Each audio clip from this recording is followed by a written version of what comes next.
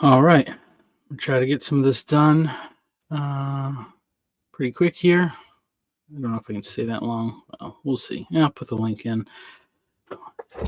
Anything that boosts the numbers is good, but I'm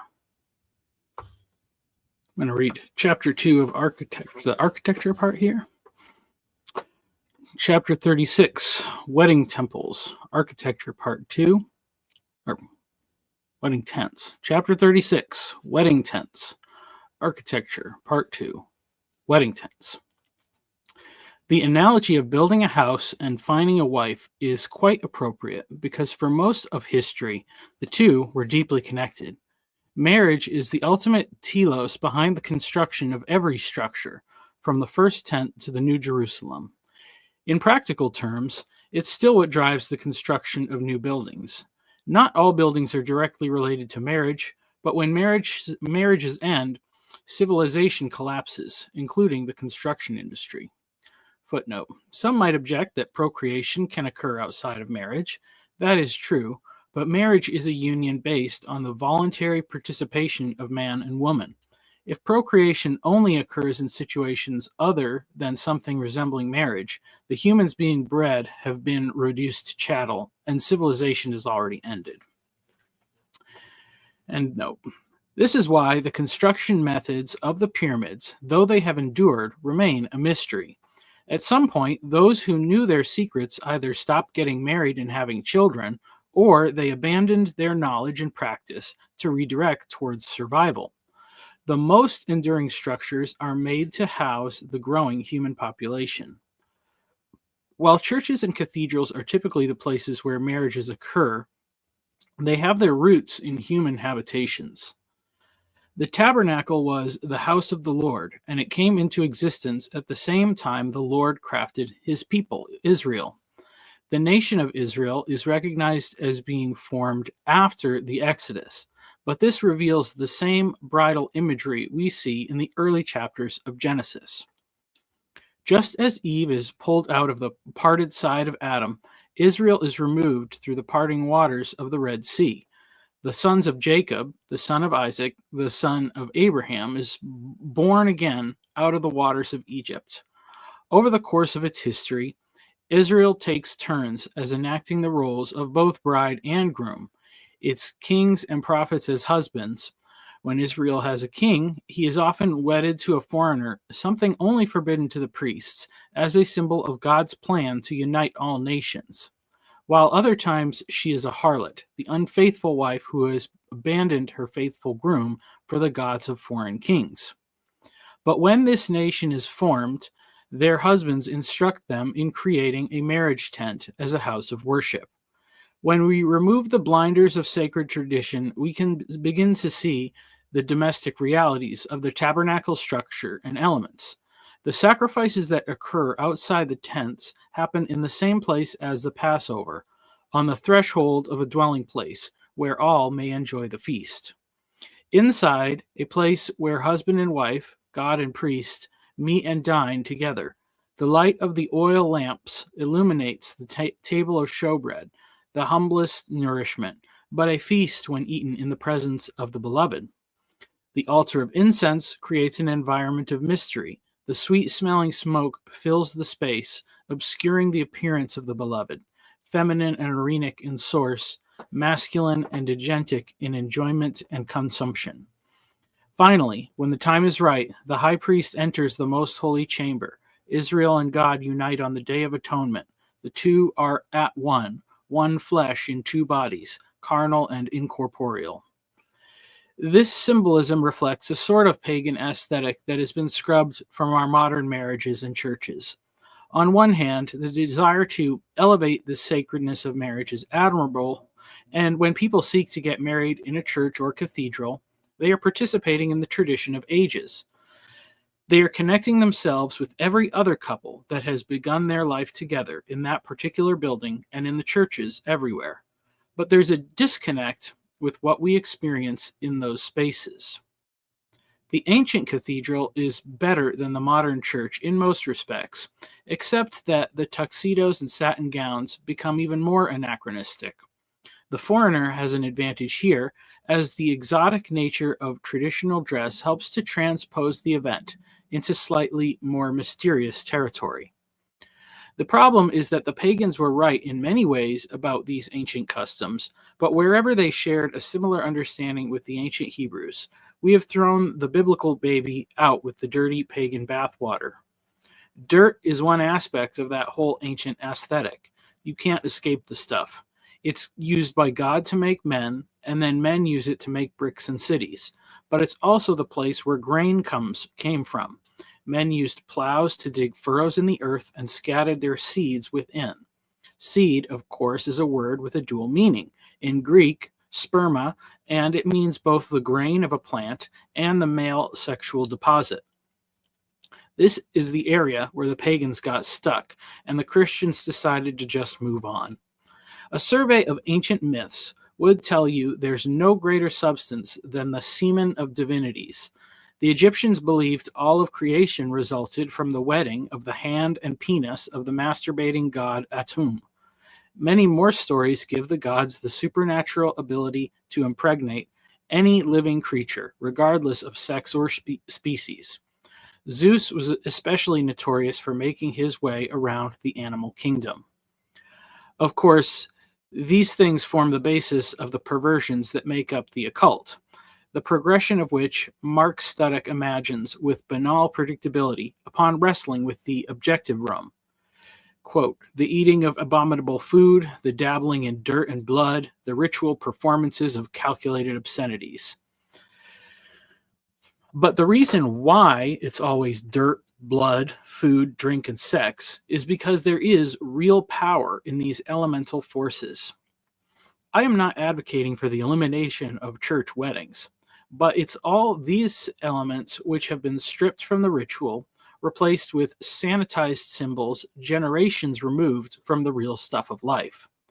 Working the soil was analogous to sex, and it was done in anticipation of an act of consummation. Whether to earn money or for subsistence, agriculture developed in cultures aimed at uniting couples in matrimony and producing new life.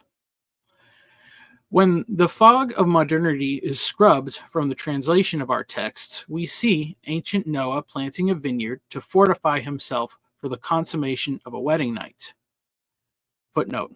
I've done extensive research on the story of Genesis 9, and my conclusion is that the wives of Noah and his sons were likely brought to the ark, escorting the 7 pairs of clean domestic animals, just before the deluge began. The mother of Noah's sons is no longer the wife of Noah at this point. Likely, she had been stolen or deceased. End footnote. The miracle at the wedding in Cana tells a similar tale. If they run out of wine, the marriage will not go right. The ancient symbolic connection between the marriage and the home has been preserved in the Jewish tradition in the use of the chuppah. The chuppah is representative of the groom's home, and specifically the bridal chamber. The weddings of Isaac and Jacob consist of nothing more than entry into a tent. First, a literal entry into the physical tent, followed by the metaphorical entry in the act of consummation. The chuppah was originally a true residence, whether it consisted of a tent, a new home, or an addition built onto the house of the groom's father. The prerequisite for taking a wife was the expansion or creation of a new domestic arena in preparation of the bride's arrival or the inheritance of the estate. The symbolic chuppah usually consists of 4 wooden poles supporting a roof tapestry. In modern contexts, it is often the centerpiece under which the entire ceremony takes place, but it can consist of nothing more than a prayer shawl, the talit, held on poles by 4 friends. A modern wedding may take place outside in a rented hall, church, or synagogue, but the wedding tent must be present within the greater space. No Jewish wedding is complete until the bride and groom are united beneath the chuppah. And this same symbol is then used to mock kings, such as when Absalom cuckolds his father David. They pitched a tent for Absalom on the roof. And Absalom went into his father's concubines in the sight of all Israel. 2 Samuel 16:22. Whether symbolic huppahs were in use at this time is not known, but this passage hints at a similar structure. To make sure it was known that the deed was done, the sides of the tent were likely left open, yet the tent itself was still significant as a symbol. This betrayal was not about lust, but about being united in matrimony to members of his father's harem. Absalom's entrance into the tent of his father was just as significant as a conquering king entering the gates of a fallen city. This was a unique circumstance, as the Torah's literal prohibitions on sexual immorality were written as commands not to uncover the nakedness of various close relatives, all of whom would be present at a wedding feast. The proof that the deed was done, and that it was the first time for the woman, was given to the parents of the bride in the form of a blood-stained sheet. While having a wedding required the construction of a tent, preparation for marriage was contingent on securing a housing arrangement that was a bit more permanent, but perhaps just a bit more. The tabernacle was a two-chamber tent, and it's likely that this sort of dwelling was what is implied in the wedding of Isaac and Rebekah. Then Isaac brought her into the tent of Sarah his mother, and took Rebekah, and she became his wife, and he loved her. So Isaac was comforted after his mother's death. Genesis 24:67. The tent of the matriarch or patriarch would have enough space to allow for hospitality towards visitors, without inviting everyone into the place of privacy where a married couple slept. A quality tent was something designed to last through generations, and was a significant inheritance, though perhaps parts of it required repair and replacement. In the fashion of the ship of Theseus, they could last quite a long time. That is also the case of the tabernacle, which provided a place for the Ark of the Covenant to reside in some form or fashion from the time of Moses to the reign of King Solomon, a span of roughly 500 years. In that time, it served as more than just a sacred space, as it was the place where the child Samuel slept at night. 1 Samuel 3:3. Later on, when David is fleeing from Saul, he receives the bread of presence from the tabernacle. 1 Samuel 21, 1-6. When the Pharisees confront Jesus and his disciples for plucking grain on the Sabbath, he reminds them of this story in Matthew 12, 1-8. If we ask, why did God command that each day fresh bread be baked and replaced in the tabernacle, could it be that the sacred ritual was created for the day when the fugitive David would be hungry? It's not a stretch when the king declares that bread given to the least of men, it is received as a gift to God. We see that in the house of God, the mundane is not excluded for the sake of the sacred. As Jesus speaks of the Sabbath, the tabernacle is created for man, not man for the tabernacle. Yet God does instruct Bezalel and Aholiab to adorn the tabernacle and to make the items beautiful. And this is perhaps further evidence that the telos of this construction points towards marriage. The use of tents outside weddings is most commonly seen on the battlefield. These are designed to be put up with speed and to provide shelter from the elements. An army tent is no frills. That's not the case with the tabernacle. The adornment provides visual reminders of Eden, the first marriage, and the promise of future paradise. Solomon's temple takes this to another step. The imagery present in the temple is also found all over the Song of Solomon, the poetic key to Solomon's visual theology. Joshua Butler notes that the imagery in the Song of Songs is metaphorical of a woman, but is full of literal descriptions of the physical land of Israel. Footnote from his book, Beautiful Union. Are the hills and mountains representing the curves of a woman's body? Or are the amorous allusions designed to stir our love for the land? The answer is yes and both. The pillars outside the temple are crowned with lilies, encircled with a network of pomegranates and are synonymous with the lily of the valley in his psalm, surrounded by thorns, the bride in need of rescue. Though Solomon's own love of women became his undoing, his actions give us great insight into the way this wisest of kings understood the nature of Scripture and prophecy. It's a symbol of the Messiah, uniting all the nations of the world in marriage. My personal belief, supported by the assumption of Solomonic authorship of Ecclesiastes, is that Solomon was trying to provide both a vivid symbol of God's plan for the nations and a cautionary tale against other kings who would attempt to follow in his footsteps. Combined with the construction of his forest palace, Solomon recreates urban environments that reflect geographic locales of great significance. Mountains and valleys, gardens and forests each represent different relationships between heaven and earth and between God and man. These public structures added complexity to the lives of the Israelites. They were no longer the simple tent-dwelling people of the desert, but inhabitants of towns and cities with capitals, kings, and priests. The complexity of these new structures did not negate the symbolism of the prior structures, but rather expanded it. The 12 sons of Israel were wed to their 12 brides. The 12 tribes were wed to certain portions of the land. The semi-porous nature of borders allowed strangers to become friends, while the strong walls of cities provided the separation and privacy to delineate the family on the inside from the foreigners without. Cool. Yeah. It's a good little chunk there. Take a little break. I'm also doing work at the same time, which is not actually possible to do while directly reading, but I can listen to things and talk to people and stuff while I'm working.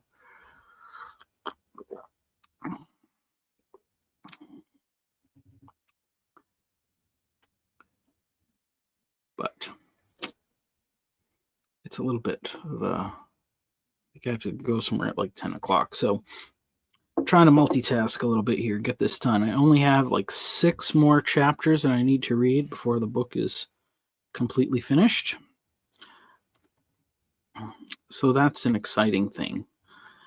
And once that's done, I can move on to the next book, which I've sort of finished, but it's more polished, but it's also kind of a rough draft. I think what I might do, I don't know, I might move things over to Substack. I know there's stuff where I can put like videos on both there and here. Maybe I'll make those ones like a members thing. But what I plan to do is actually read them out loud and actually, edit the text while I'm reading it to make sure I don't have a bunch of mistakes. And then there's a few things. I put a couple I always feel like I want to over-explain, and it's a hard habit to overcome. So I put a few of these in between chapters, like interludes in that book, and I might just publish those and on Substack, and then maybe I'll just not have them in the book, but I'll put a link, like a QR code or something, and then people can read those ones if they want to, but it'll slim the book down a little bit, but not a ton. They're not that long. But one of them is a kind of a redo of a thing I had written a long time ago on why I chose the name Tectonic. We use it. Tectonic plate theory is tied from the same Greek word of tecton for craftsmen that Jesus and Joseph were called. And it's this idea that, tectonic plates are like foundations laid by a craftsman. And there's a kind of a thing of, well, hey, you want to move mountains or whatever, you want to work, this is how you do it. That's part of the thing in there. And then one of the other ones is about the who you listen to when you're who does your theology or who does your philosophy, and the difference that you get from people who are like converts versus people who are born into it. And I'm not necessarily opposed to one or the other, but I think it's probably good to have a mixture of both in your influences, because well, yeah, just for the obvious reason of it's always good to have a plurality of voices to get a fuller picture of what's going on. And I got some good notes, some feedback from Yosef on my bonus chapter video regarding that point. Somewhere else I want to do something about, there's like this 80-20 kind of I don't know. You see these ratios all over, like from 85-15, 80-20, 75-25, maybe to 70-30. But all sorts of things, like people just break into these two groups of like opposing opinions. And there's something about that ratio. It's actually like, okay, so I think one is like 85-15. That's like the ratio that you get with 6 days of work and 1 day of rest. And I think it's closer to 75-25, something like that. If you take a circle, and whatever the diameter of the circle is, you have a square of the same diameter. Like how much is center and how much is fringe. It's even this thing, and like from a mathematical standpoint, the whole thing of, oh, we've made the fringe too important. Well, it's like, well, maybe math gives you a little bit of a good rule of thumb for what is center and what is fringe. And, if you even think about it, like lots of farms have those rotating sprinkler heads that go like on a big wheel. And so if you have a square field and you have one of those in the middle, it gives you exactly that sort of radius. Of course, the only problem with that is then you're actually only watering the center. You're not watering the fringe. So maybe that's being skimpy or whatever. You're not being fair to the people on the margins. But anyway, my thought is that if an opinion that's in disagreement with you is held by 15, 20, maybe even as low as like 10% of people, like even if you have like a 90-10 split on something, that minority position is still enough that you shouldn't just outright consider it like wrong. If it's, I'm talking about like arguments in good faith, but that maybe you should be like, well, let's agree to disagree. You go your way, we'll go our way. We'll live peacefully. And that's like, maybe like there's some sort of a kind of general rule of how to have a plural kind of society in that way.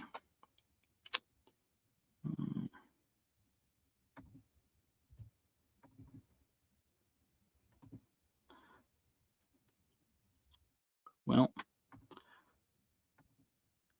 that was a good chat of me saying something. One person is watching on Jacob's channel. If you're watching on Jacob's channel, you should come over and watch on my channel, because I really need the view time hours.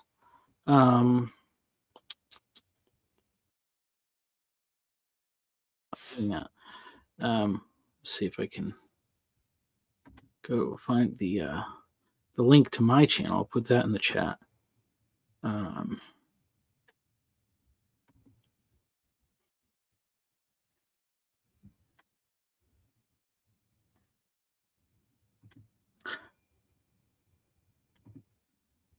If you're watching on Jacob's channel, go watch it on this channel instead and subscribe. And I'm going to get back to reading this chapter.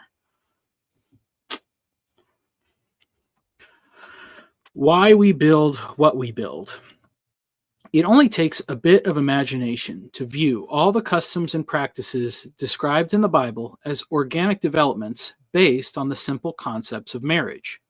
Marriage is the thing that turns strangers into families. It's vital to any future vision of greater peace. We can see how a civilization's architecture develops from this basic concept. The locations of a permanent or semi nomadic culture are first determined by sources of water. The more permanent the water supply, the more stable the civilization. This is why the first great civilizations developed along riverbanks. But the pattern follows smaller cultures as well. In the Bible, the place to meet a spouse is at a well. Wells and oases then become the places where permanent settlements began. Individual tents or homes are first united around some sort of altar. Though we tend to think of these places as sacred and religious sites, their basic utility was a place to slaughter and cook wild game and livestock. These sacrifices were almost entirely consumed by the people involved. Meat was highly nutritious, but also perishable. So when a larger animal was killed, it made sense to feed as many people as possible. This created a quid pro quo amongst the various herdsmen and hunters, but it also did something more. We don't need to know how much mystical significance was placed on the consumption of flesh, but there was an understanding that whenever a meal is shared, some essence of the creature resides in everyone who participates. This binds the community together. Footnote: these practices can really go off the rails when humans are killed due to belief in scapegoat principles. People are united in a shared act of violence.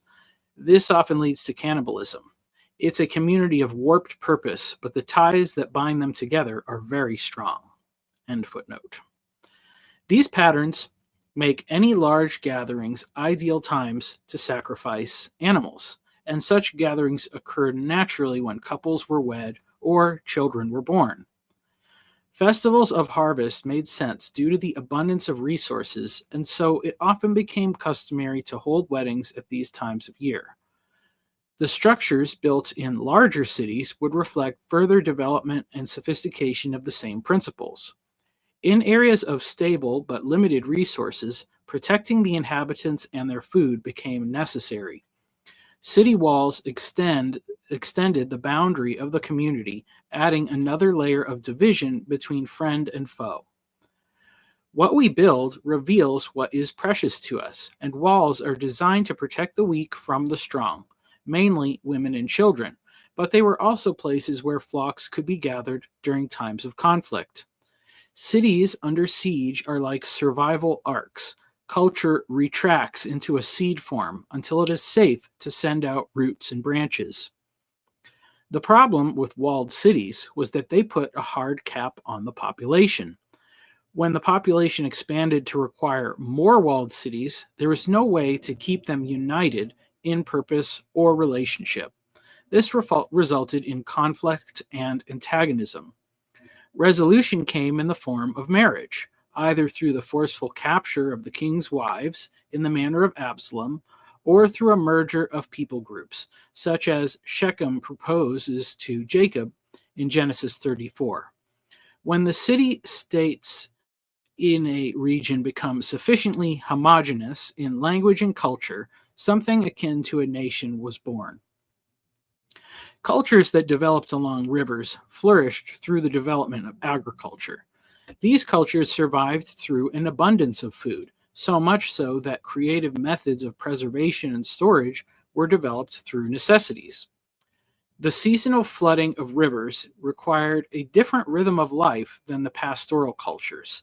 The creation of irrigation canals and granaries were major architectural developments, allowing for the maximum yields to be captured and preserved in each harvest. Along with fermentation, these developments led to the first truly wealthy cultures.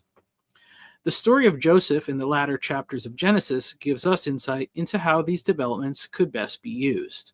Putting aside the supernatural revelation of the coming 7 years of abundance and subsequent famine, the principles show a wise use of the resources available in those times. Joseph protected the abundance of grain in walled cities, and when the famine strikes, he distributes the preserved grain from the granaries within those cities. Genesis 41, 48, and 56. His frugality and austerity enables the survival of the Egyptians and their neighbors. The more detailed account given in Genesis 47 describes the people's willful surrender of their land in exchange for survival. While many people chafe at the scenario described, it gives us a helpful insight into the nature of servitude in the ancient world. This voluntary decision to opt into something like serfdom was an agreeable exchange for people who did not have the resources to survive on their own. It's a development more along the lines of national citizenship than the chattel slavery of the New World.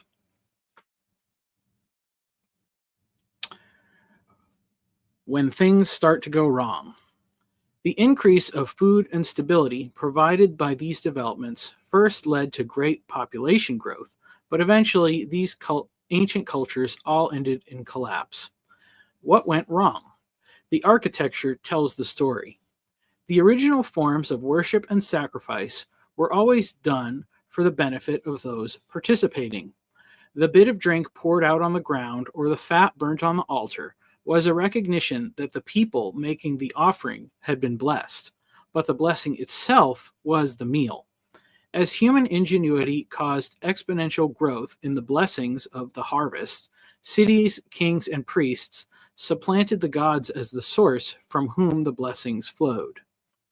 The landscape of antiquity is littered with massive monuments dedicated to the religious customs of their civilizations. Commonly taking the form of pyramids and ziggurats, these structures are located throughout the world, with many only recently being discovered.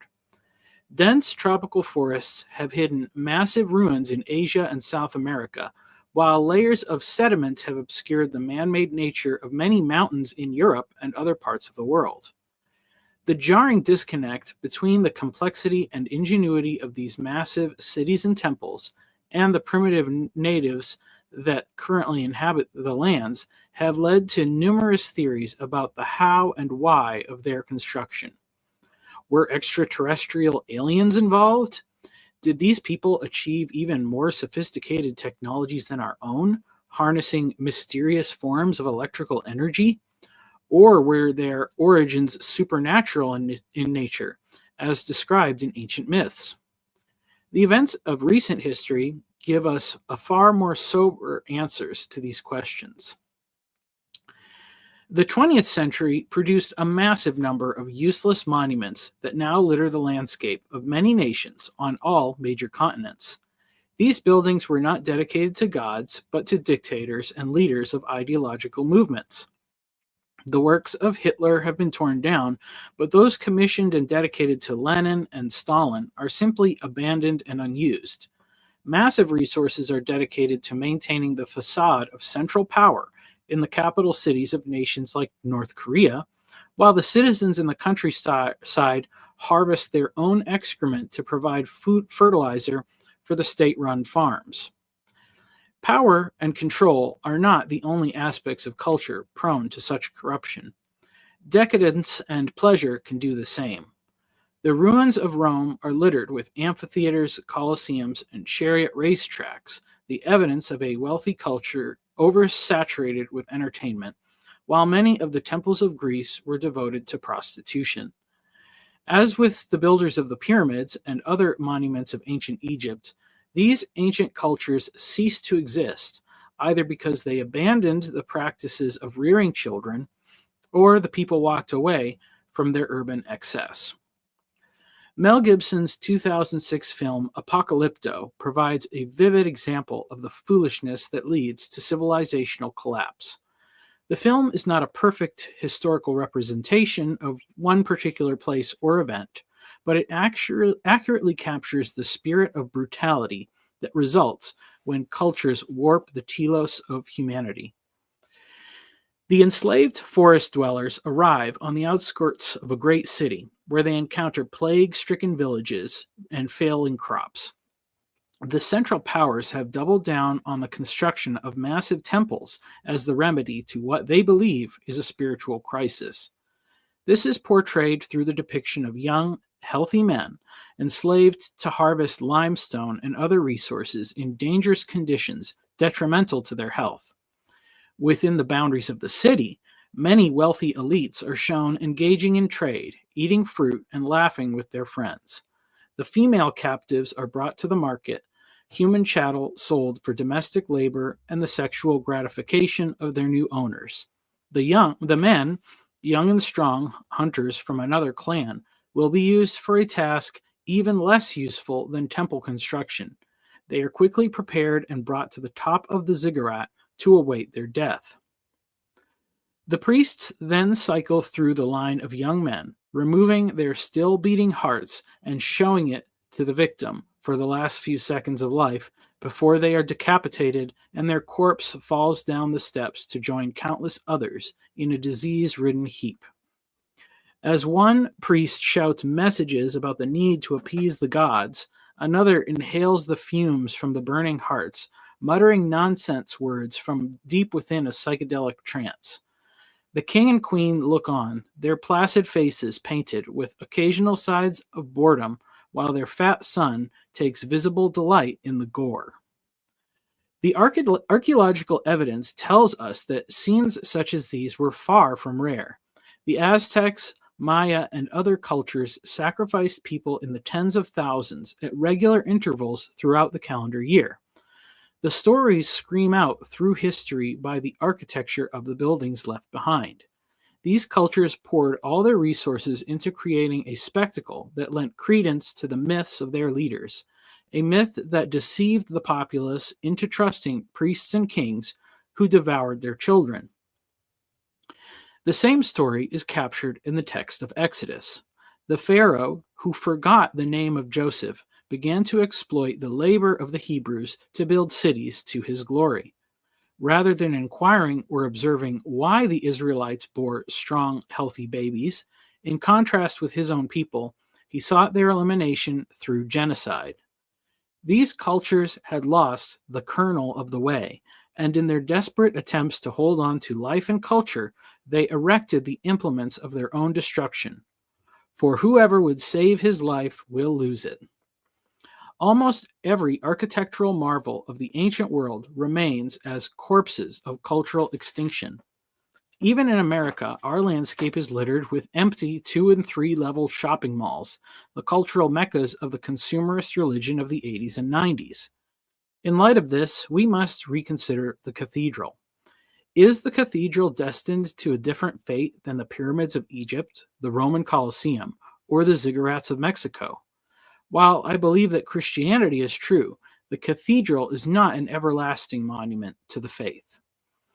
Evidence suggests that cathedrals will continue to fade from the architectural landscape. What will replace them is yet to be seen, perhaps a return of the old gods. The construction of the Baps Swaminarayan Akshardham in Robbinsville, New Jersey, is a testament to the vitality of religious fervor in the 21st century. Though no humans will be sacrificed in the magnificent structure, its construction still signals an ominous return to the values of the old world. Over 12,000 artisans from India came to build the temple as volunteers, many of them members of the lowest caste in Hinduism. Footnote, there is a link where you can read about and see the largest Hindu temple being built in New Jersey. Others are building more temples of technology, like the Sphere in Las Vegas, or the increasing architecture of virtual spaces, which require the construction of bigger and bigger server farms, or increasingly massive distribution centers to reduce shipping times for consumer goods. Regardless of what these buildings are dedicated to, the continual interest in bigger and more spectacular buildings points to a bad end for our society. Much like Alexander's program of Hellenization or Rome's cult of empire, the telos of huge centralized projects requires the formation of people into machine-like cogs. The current trajectory of architecture and construction will terminate in one of two ways: Either the realities of the inflationary economy will bring the ever expanding empires of the techno capitalist religions to a screeching halt, forcing people to pick up the pieces and rebuild, or people will begin opting out of the current system of worship and find different ways to flourish. Anyone watching, feel free to come in. I'm going to take a little break for a sec.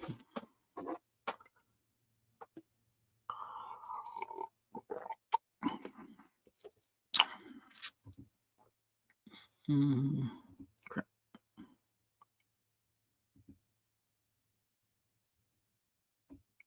That open.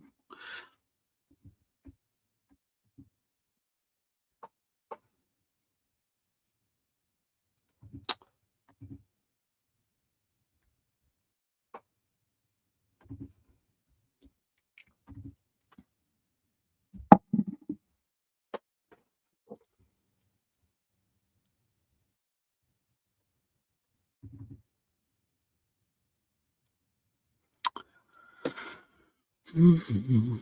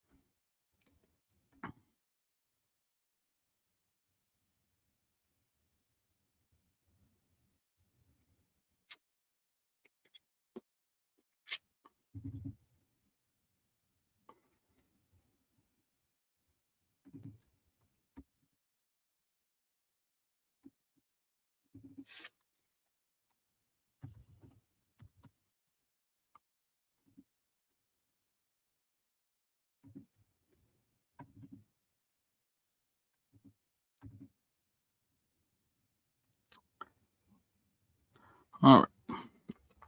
I'll give the people what they want. The two people, I assume. The foundations being laid. The buildings currently being built reflect the values and trends of our current society. Regarding the housing market, the trajectory is going towards larger homes for those who can afford them and rental units for those who cannot. The housing market reflects the values of the society. The focus on rental units mirrors the current trend towards young people remaining single and focusing on their careers longer before starting families.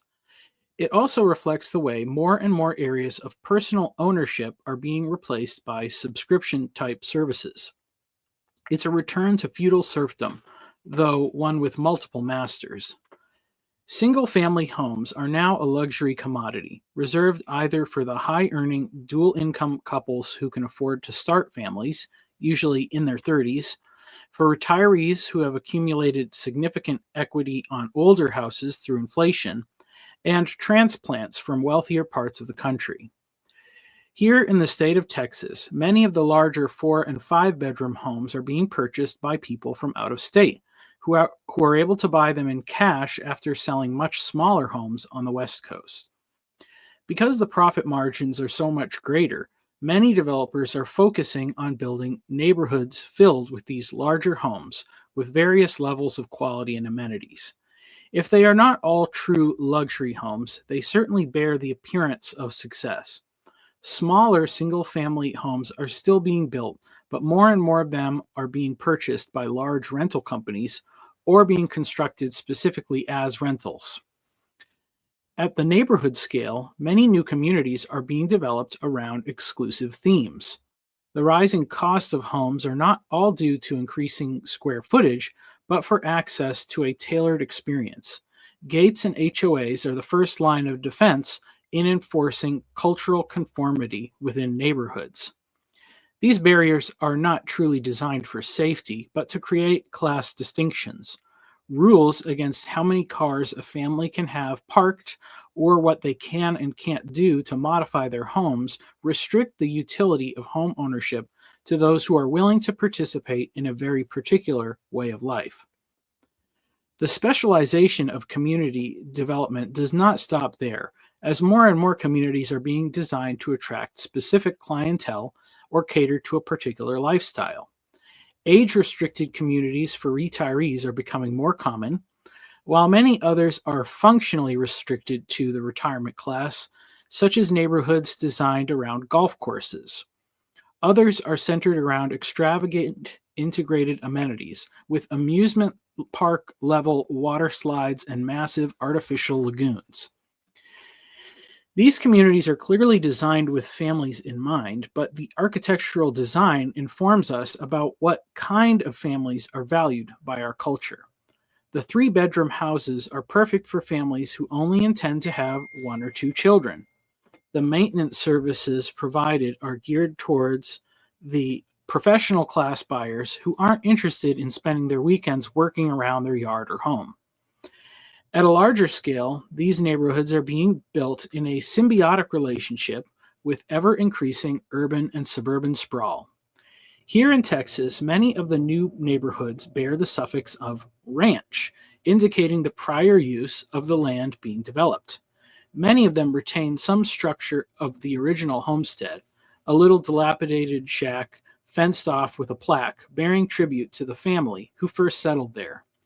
Former country roads are being turned into major thoroughfares to connect the outlying communities to the jobs in the city.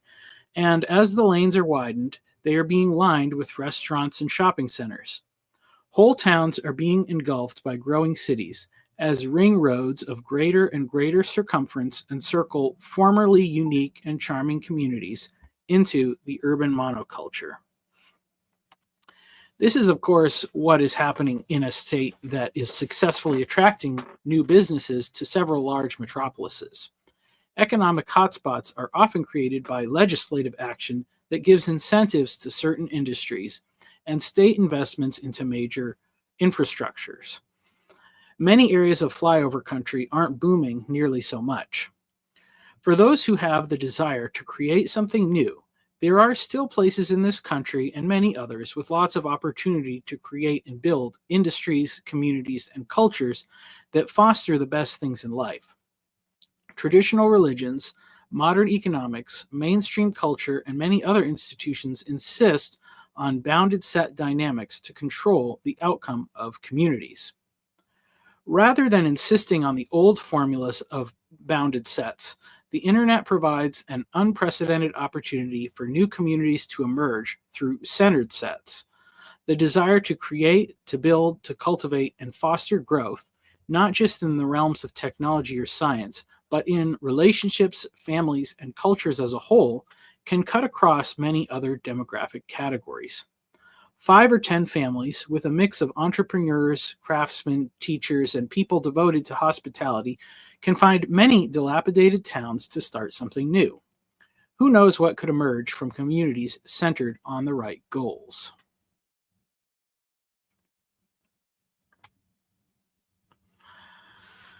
All right, that is the end of the chapter. I'm going to focus on,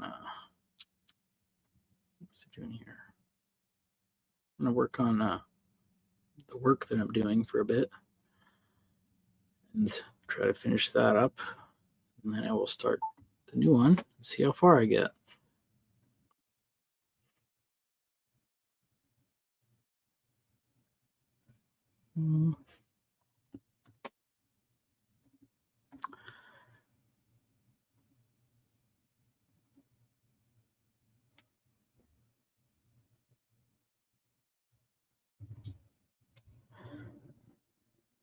But, everything's going okay.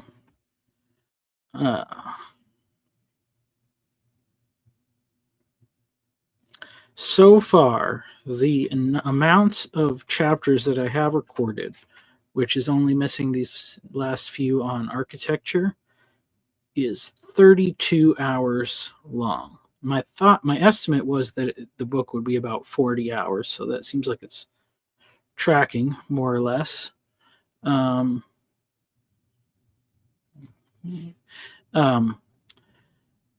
So, you could watch it in a work week. And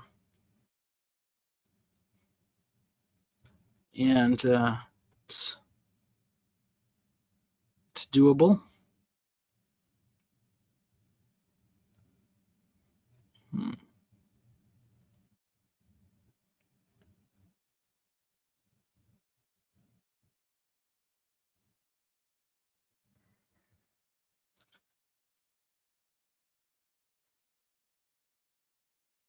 If you do it double speed, you can listen to the whole thing in 2 days. Well, almost. And then I've been using the Notebook LM to make different videos. Actually, let me see. Maybe I sent one to work. Let's see how this one came up. I keep trying to get it to like do different things that I want to oh,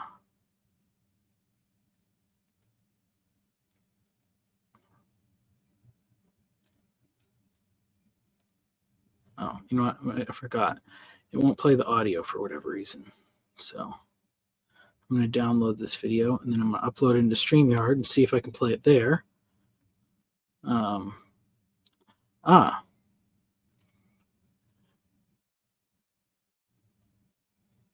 I like how the reflection in your glasses makes you look like you have crazy blue glowing eyes.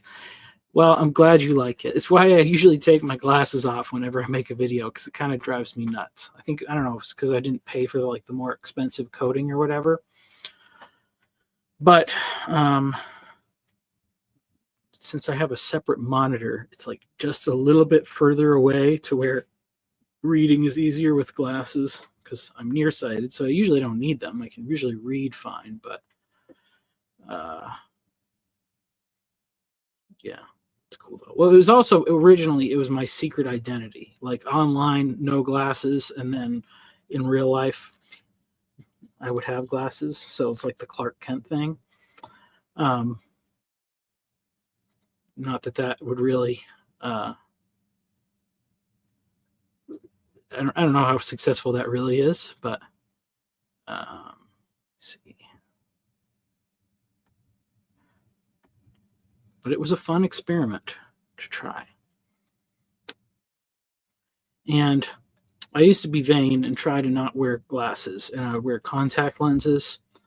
But once I started working in construction type jobs on a regular basis, I found that it was easier to just wear regular glasses and not have to worry about safety glasses, which is why I stopped wearing the contact lenses. And they're kind of irritating and expensive. It's another one of those things.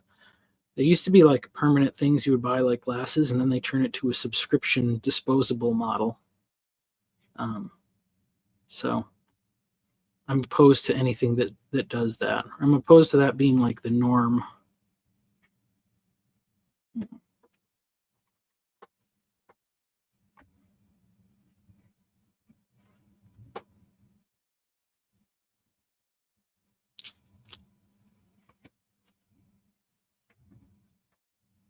All right, cool. Oh, yes.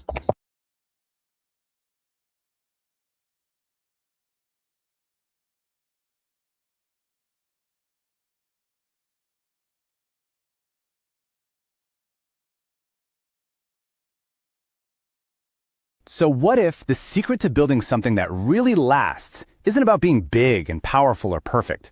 What if it's about being small, adaptable, and maybe even a little messy? Let's dive into this explainer on Michael Sartori's book, Tents Before Temples, because it seriously challenges some of our biggest ideas about what makes a culture strong. The whole idea for the book comes from this really curious moment in the story of Exodus. You've got these people, just freed, and instead of asking for a giant permanent temple to show off his power, God asks for a tent, a temporary, movable tent in the middle of nowhere. Now, this isn't just about architecture, right? It's a huge statement about what matters more. It's choosing the journey, the relationship, and the intimacy you find in the wilderness over the fancy extravagance of a palace. And here you can really see that contrast broken down. The tent, It's all about being adaptable, focusing on the process, and having a closeness that actually helps it last. The temple, on the other hand, well, that's about power, perfection, and this kind of rigid, unchanging presence. It's impressive for sure, but that very stiffness is what makes it so fragile. And the book argues that our world today is just obsessed with building temples in our jobs, our schools, and definitely in our online lives. So here it is, the core idea of the whole thing. Cultures that value what the tent represents. Think about the ancient Israelites or nomadic Bedouin tribes have survived for thousands of years. They've outlasted massive pyramid-building empires that looked invincible, but were just too rigid to change. That's the really radical claim here. A culture that lasts is flexible, not fixed. This idea of prioritizing the journey over the destination is so important that the book itself is written that way. It's intentionally a rough draft, with mistakes and everything. And that's not just some kind of stylistic choice. It's a huge part of the book's argument about how we should all approach building things that matter in our own lives. The author actually tells this great story about when he used to be a furniture maker. He completely stopped trying to force wood into these perfect machine-like shapes. Instead, he started embracing all its natural flaws, the knots, the little worm tracks, and what he found was that people were drawn to that. They loved that rugged, real look. It just goes to show you there's a ton of value and beauty in things that are a little unpolished. So this whole philosophy is really pushing back against our modern obsession with, sterile perfection. By showing the messy process, the book is basically trying to prove that anyone can build something. It's about saving the quirky, weird parts of real human thinking, especially now in an age of super polished AI content. It's about giving ourselves permission to chase our curiosity down every single rabbit trail, whether that's about country music or pro wrestling, because that's where the real insights are hiding. This whole rough draft idea is a direct answer to a world that feels incredibly polished on the surface, but also kind of hollow. And that brings us to the book's diagnosis of where we are right now. If we're going to build these adaptable tents, we first have to understand the land we're on. And the book's argument is that we're basically in a cultural wilderness where a lot of us feel pretty disconnected and lost. It's a question a lot of us are asking, right? How did we get here? How did our communities, and even our own sense of who we are, get so fragmented? The book argues that it all starts with a huge shift in how we form our identities. All right, so a key idea for understanding this is a word called prophilicity. The author says we've gone through a few stages of identity. First, there was sincerity. You were your role in society. Then came authenticity. You had to find your true inner self. And now he says we're in the age of prophilicity, where identity is built from the outside in. It's basically your social media profile. It's curated, it's a performance, and it's all managed for clicks and likes, which leaves us feeling anxious and totally cut off from who we actually are. And this shift that's happening inside of us is mirrored on the outside too. Our physical third places, the parks, the community centers, the local shops where you'd actually bump into people who are different from you, they're just vanishing. And we've replaced them with online spaces run by algorithms. These spaces don't build community, they sort us into ideological tribes, making real human connection and healthy disagreement almost impossible. Okay, so that's the diagnosis. But here's the good news. The book isn't just about what's gone wrong, it's really designed to be a practical guide for the journey. You should think of it less like a textbook and more like a field manual, maybe a hitchhiker's guide for navigating this wilderness so we can actually start to rebuild. One of the most powerful tools in this toolkit comes from the parable of the sheep and the goats. The book takes these ancient categories and turns them into a super practical measuring stick for today. You can use this framework to evaluate pretty much anything: a company, a school, a movie, even one of your own habits. You just ask, does it really nurture people? Does it provide a genuine identity and a sense of safety? Does it help restore what's broken? It's such a simple but deep way to figure out what's truly life-giving. So, this practical tool is woven into 3 big symbolic themes that you'll see all through the book. First is this idea of overlapping arenas, seeing how things like our clothes, our homes, our bodies, and even our nations are all basically different kinds of shelters. Second, like we just talked about, is using that parable as a metric to judge things. And third is the powerful example of the craftsman, someone who doesn't just follow a blueprint but works with the materials they've got to create something unique and human-sized. And that brings us right back around to the beginning. Once we're armed with this diagnosis of the wilderness and we have a toolkit for the journey, we can finally get to work building a culture that lasts. And, just like the title says, this whole process doesn't start with some massive top-down plan. Nope, it starts with a tent. This whole philosophy is captured perfectly in the ancient Feast of Tabernacles, or Sukkot. For 1 week every year, people are commanded to leave their sturdy, comfortable houses and go live in these temporary little huts. It's this national annual reminder to never forget the journey, to remember where they came from in the wilderness. It's about valuing community and relying on each other, instead of believing in the illusion of permanent, isolated strength. I mean, it is the ultimate expression of tents before temples. So what we're left with is this incredibly powerful idea. Rebuilding our culture isn't going to happen because of some huge top-down great reset. It's a bottom-up job. It's about the small, humble, intentional things that we do in our own families and in our own neighborhoods. It's about building flexible, human-sized things that can actually bend and adapt and endure. And that right there brings us to the final challenge the book leaves us with. Because this isn't some abstract problem for other people to solve. The question is personal. For you, in your own life, within your own community, what small, humble, adaptable structure, what tent are you going to build first?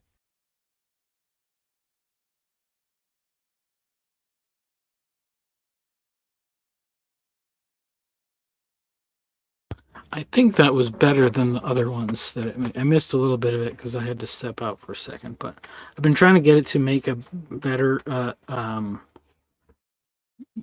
explainer video for the whole book. But it's so big, it just keeps picking like weird random things, and it keeps saying like the key thing is this, the central point is that. So then I had to write like a whole document to say like, no, this is the central points that I think are most important. I mean, I guess if they don't come across, it's, whatever. I didn't do the best job, but I think that was much closer to what I was trying to get at. So I'm pretty happy with that. Probably I'll just need to like edit some of these different things together, and then thinking of ways to make it like not so obviously like just a thing that is coming straight from the AI, like to add some other stuff to it or something, so it's a little bit more like get someone to watch it. So I have some ideas, but we'll see what happens.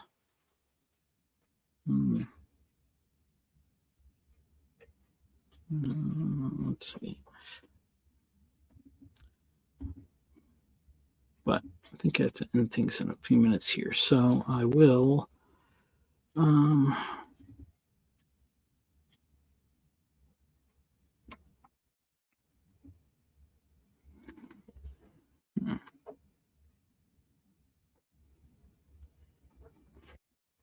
wow, somebody's here.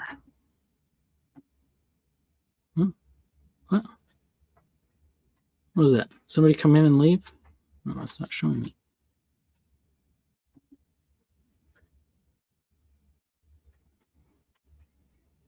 Who is this? No idea. Put your camera on so I can see you. Ah, Mark. How are you? Hey, I'm good. How are you? I've Pretty just good. jumped on. I have no idea what you guys have been talking about. Oh. So I just read a chapter of my book. Hello. I just read another chapter of my book, and I've been doing some of these live, and then I'll go back and I'll edit it and make it a nice video. And then I think I have to jump off probably in 10 minutes or so anyways, because I got to take my second youngest daughter now to the park for a little bit, give mama a break. So yeah. Can you just update me about your children? I think I have to say congratulations, but I'm not sure. Yes, we had 3 daughters. Our son was just born 3 weeks tomorrow. 3 weeks tomorrow. Congratulations. So, thank you. Yeah. And he's healthy and happy and all that. So it's good. Mom's healthy and happy and all that. Yeah. She's, a little, it was a C-section like all the other ones. So it was a little more of a long recovery, but she's doing good so far. I always have to try to like tell her like when she's feeling good, and then she tries to like do too much, and then she ends up. So, I think that's the way of life, though. Yeah, I'm sure my wife could share a few thoughts, but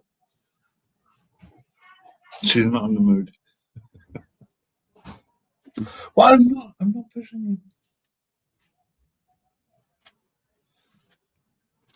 So, what's the weather? What's the winters like there? I mean, Um,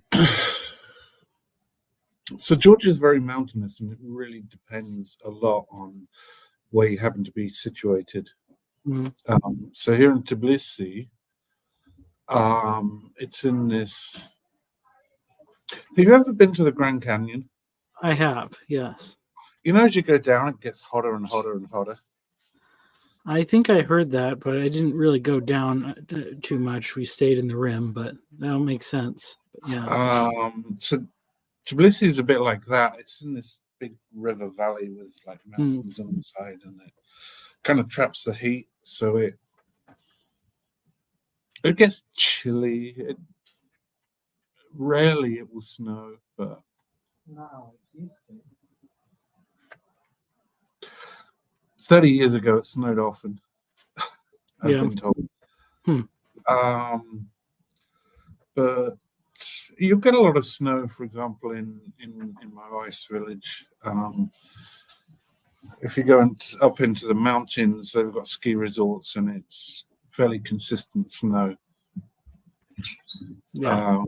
So it's fairly reliable ski resorts, and very cheap actually if you want to go skiing. So yeah, I've started wearing coat out now, so it's that kind of temperature. It's not that cold, but it's okay. It's nice. It's nice when you can drive to different climates, within however you get there, but within a reasonable span of time. Yeah,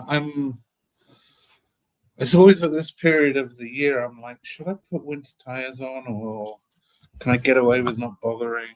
I'm going through that kind of decision at the moment. Yeah.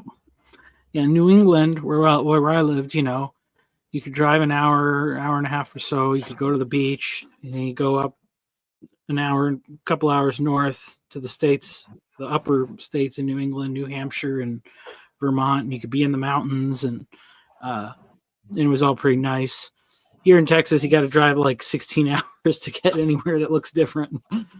I mean, that's a little exaggeration. I'm on the edge of like the hill country. The hill country is nice, but it's not quite the extreme of culture, climate variety and stuff.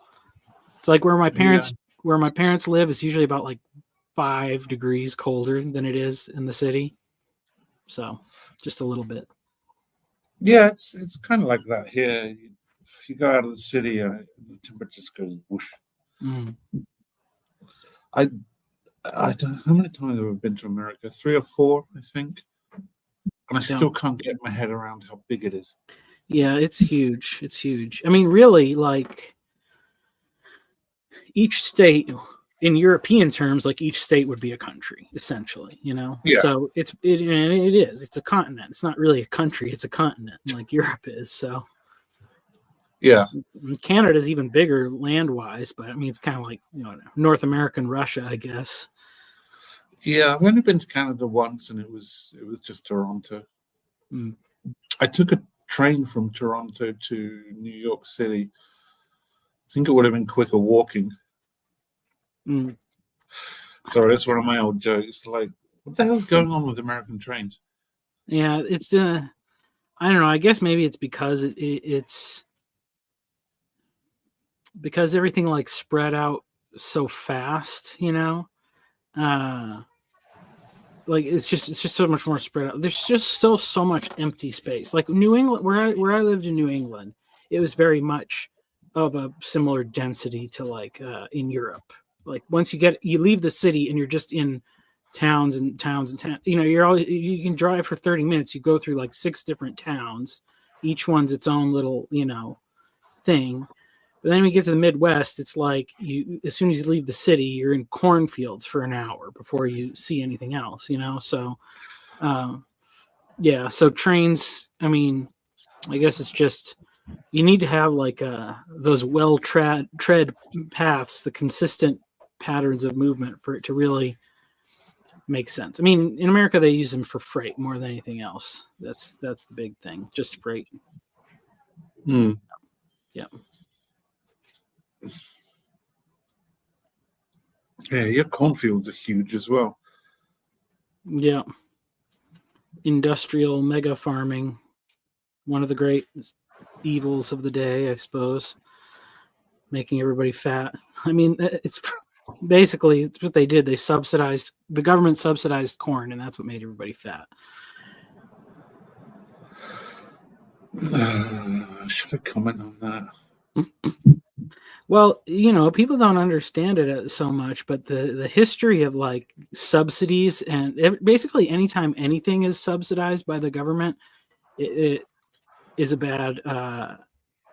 It gets people manipulate the system, and you get an excess of whatever it was that you were trying to produce, and it's not good. Yeah, well, I live in an ex-Soviet country, and the central government put price controls on everything, which just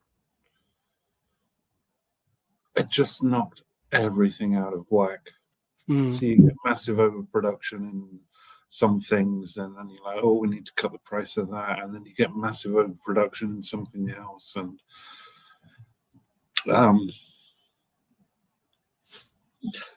yeah, market forces are not nothing. Let's just leave it there.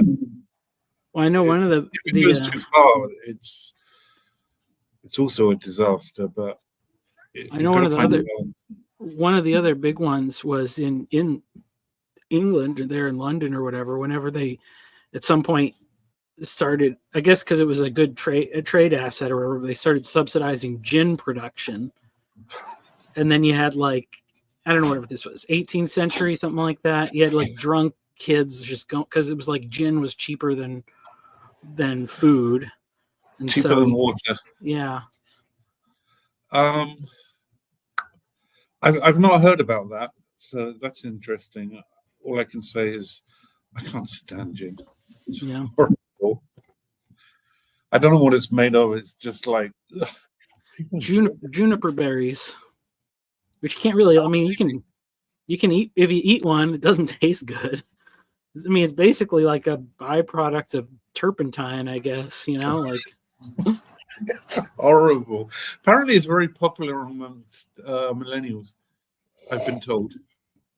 Yeah, well, because it's one of those ones you have to make into fashion. Mixed drinks. Let's put it that way. I don't think anybody drinks it straight. No, they always add things. Yeah, gin and tonics and whatnot. Well, that was more like medicine, gin and tonic. I see a little head. Let me say hi.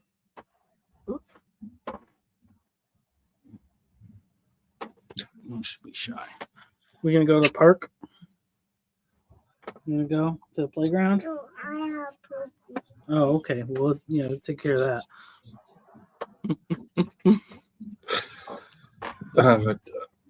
Genatsvalle. That's the Georgian word. I don't know how to translate that word. It's just Genatsvalle. Yeah. Well, I'm going to close things up now, but I mean, it's later there. I will probably come back on maybe in an hour, a couple hours or something, but maybe too late there by then. So I have no idea. Yeah. What time is it there? 8 o'clock. It's not too late here right now. Okay. Well, we'll see. Maybe you can. All right. Well, you have fun in the park or whatever you do, and maybe we'll speak later.